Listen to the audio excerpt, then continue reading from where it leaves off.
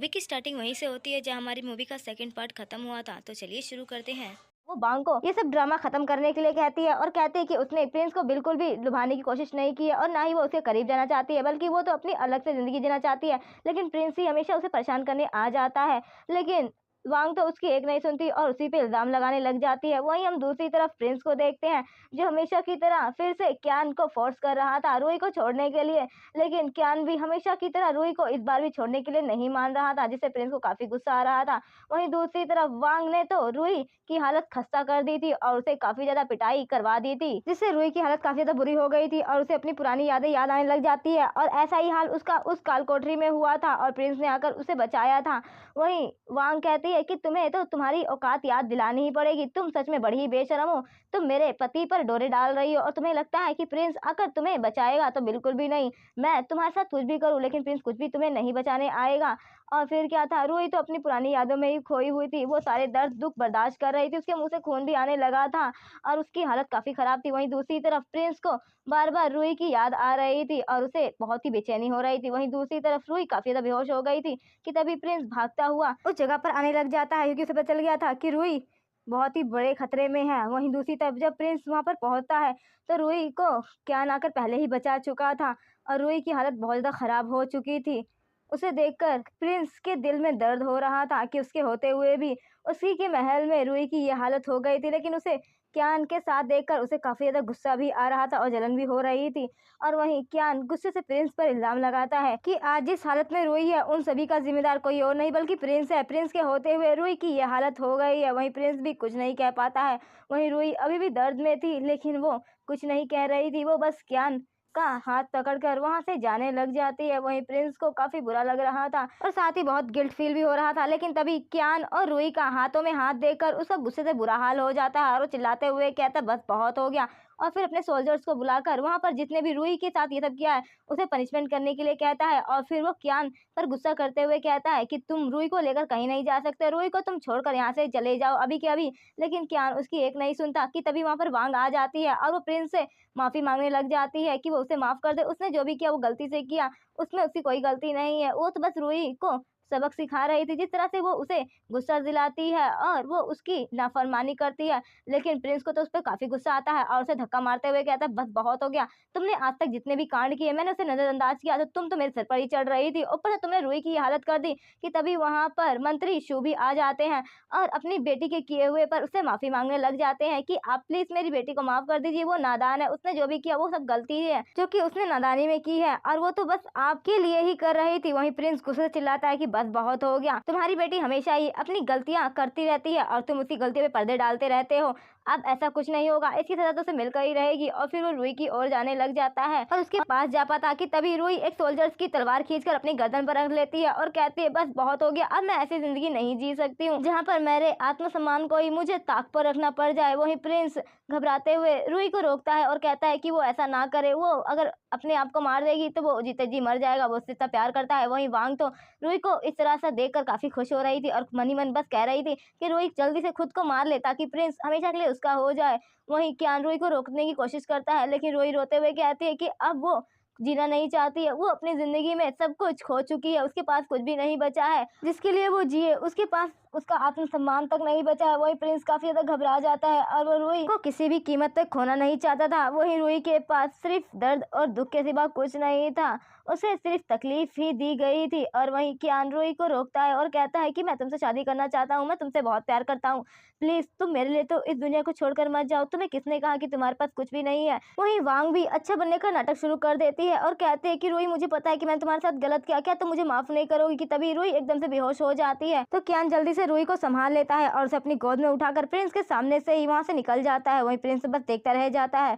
वहीं क्यान रूही को जल्दी से लाकर उसके कमरे में लेटाता है और डॉक्टर उसका आकर इलाज करने लग जाते हैं। वहीं प्रिंस को उसका सर्वेंट आकर बताता है कि रूही की हालत अब थोड़ी बहुत सही है और वहीं दूसरी तरफ रूही का ट्रीटमेंट चल रहा था, उसको काफ़ी ज़्यादा चोट लगी थी जिसकी वजह से उसके कई जख्म भरे नहीं थे। और ऐसा ही 1 हफ्ता बीत जाता है लेकिन रूही अभी तक ठीक नहीं हुई थी और डॉक्टर्स आकर उसका इलाज कर रहे थे। तभी वो कियान को एक मेडिसिन के बारे में बताते हैं जिससे रूही की आंखें वापस आ सकती थी, लेकिन वो मेडिसिन सिर्फ मैजिकल मास्टर के पास ही मिल सकती थी और वो जानता था कि मैजिकल मास्टर अपनी मेडिसिन किसी को नहीं देते थे। वहीं कियान को काफी ज्यादा बुरा लग रहा था रूही की ये हालत देखकर कि कहाँ पहले रूही कितनी ज्यादा ताकतवर और स्वाभिमानी हुआ करती थी। उसे देखते ही पहली नजर में कियान रूही पर अपना दिल हार बैठा था और उसे करीब जाने के लिए उसने आर्मी तक ज्वाइन कर ली थी ताकि वो रूही के करीब जा सके।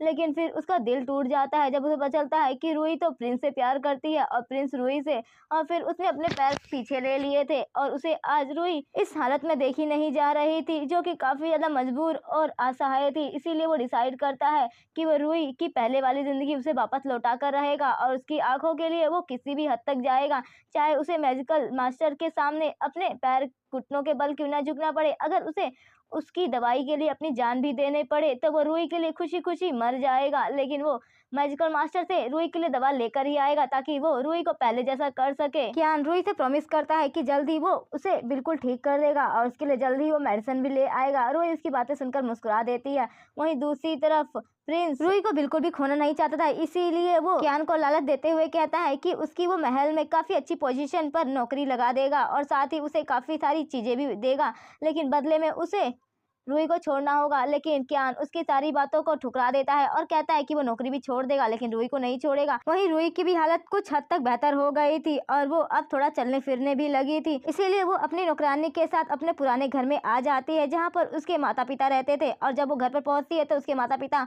उसकी शादी को लेकर ही परेशान थे और उसकी काफी चिंता कर रहे थे कि रूही अब अंधी हो चुकी है, अब भला उसे कौन शादी करेगा और उसकी शादी भी नहीं होगी। वहीं रूही ये सुनकर थोड़ी उदास हो जाती है, लेकिन फिर वो अपने माता पिता से मिलती है जो कि उसकी काफी ज्यादा फिक्र भी कर रहे थे। वहीं उसकी माँ उसे कहती है कि तुम चिंता मत करो, मैं तुम्हारे लिए दुनिया का सबसे अच्छा लड़का ढूंढ कर लेकर आऊंगी जो तुमसे बहुत प्यार करेगा। कि तभी वहां पर कियान आ जाता है और वो बताता है कि वो रूही से शादी करने वाला है, जिसे सुनकर तो रूही के माँ बाप बहुत खुश होते हैं। वहीं कियान रूही के माँ बाप को अच्छी तरह से ग्रीट करता है और उन्हें पूरी तरह से विश्वास दिलाता है कि वो रूही का बहुत अच्छे से ध्यान रखेगा और उसे कभी भी नहीं छोड़ेगा चाहे कुछ भी हो जाए। वहीं रूही के माँ बाप भी जब कियान की इतनी अच्छी बातें सुनते हैं तो वो उससे पूछते हैं कि क्या वो रूही से सच में प्यार करता है, तो वो बोलता है कि वो खुद से भी ज्यादा करता है रूही से प्यार।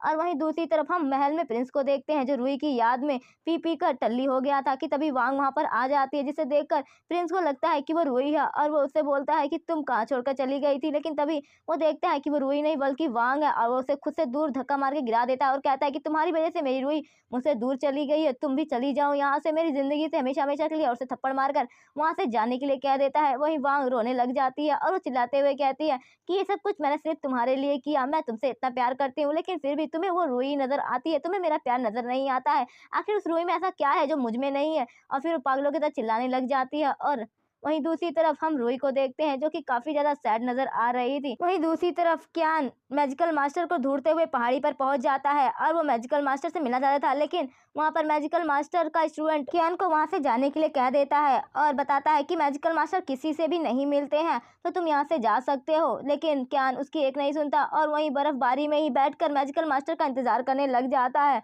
और सुबह से शाम हो जाती है। वहीं मैजिकल मास्टर जब अपने घर से बाहर निकलते हैं तो सामने कियान को देखते हैं जो ठंड से बुरी तरह से कांप रहा था, लेकिन फिर भी कियान को अपनी जान की कोई फिक्र नहीं थी, उसे बस रूही के लिए दवाई चाहिए थी। वहीं मैजिकल मास्टर उसका इतना ज्यादा आत्मविश्वास देकर उसे आखिरकार दवाई दे ही देते हैं। वहीं हम दूसरी तरफ रूही को देखते हैं जो कि कियान के यूं अचानक से गायब हो जाने की वजह से उसके लिए काफी परेशान थी। कि तभी वहां पर कियान आ जाता है जिससे रूही काफी ज्यादा खुश हो जाती है। कि तभी कियान से बताता है कि वो उसके लिए दवाई लेकर आया है और उसे खाने के बाद उसकी आंखें हमेशा की तरह वापस आ जाएंगी। और फिर रूही जैसे ही उस दवाई को खाती है तो उसके मुंह से खून निकलने लग जाता है और उसे खांसी आने लग जाती है। कि तभी एकदम से उसकी आंखें भी ठीक हो जाती है और वो जल्दी से कियान को गले लगा लेती है। और वहीं दूसरी तरफ प्रिंस भी रूही को ढूंढते ढूंढते वहां पर आ जाता है, जिसे देखकर कियान प्रिंस को ग्रीट करता है और उसे बताता है कि रूही की तबीयत ठीक है और वो अभी आराम कर रही है तो आप वापस महल चले जाइए। लेकिन प्रिंस तो गुस्से से कहता है कि नहीं, उसे तो अभी रूही से मिलना है, वो उससे प्यार करता है और वो उसे किसी भी कीमत पर खोएगा नहीं और उसे वो अपने साथ लेकर ही जाएगा। वहीं कियान कहता है कि रूही उससे बिल्कुल भी मिलना नहीं चाहती है। कि तभी वहां पर रूही आ जाती है और वो वहां पर प्रिंस को देखती है जो वहां पर तमाशा कर रहा था और कियान उसे जाने के लिए कह रहा था, लेकिन वो प्रिंस उसकी एक नहीं सुन रहा था कि तभी रूही को प्रिंस देखकर काफ़ी ज़्यादा खुश हो जाता है और उसके पास आ जाता है और उसे गले लगाने की कोशिश करता है, लेकिन रूही उसे खुद से दूर कर देती है और उसे कहती है कि उसका अब उससे कोई रिश्ता नहीं है, तो वो उसे दूर ही रहे, क्योंकि अब वो कियान से शादी करने जा रही है और अगर कोई उसे उसके साथ देखेगा तो उसे गलत ही समझेगा। लेकिन प्रिंस उसकी एक नहीं सुन रहा था और उसे गले लगाने की कोशिश कर रहा था, तो रूही खींचकर एक प्रिंस को थप्पड़ मार देती है और उसे होश में लाने की कोशिश करती है कि सब कुछ खत्म हो चुका है और अब कुछ भी नहीं बचा है। लेकिन प्रिंस तो कुछ भी सुनने को तैयार ही नहीं हो रहा था। अब रूही से माफ़ी मांगने लग जाता है कि जो भी उसने किया है उसे माफ़ कर दे और वो उसके साथ वापस चले, लेकिन रूही उसकी एक नहीं सुनती और कहती है कि अब वो उससे बहुत दूर जा चुकी है और अब वो कियान के साथ शादी करके अपनी एक अच्छी और नई लाइफ शुरू करना चाहती है।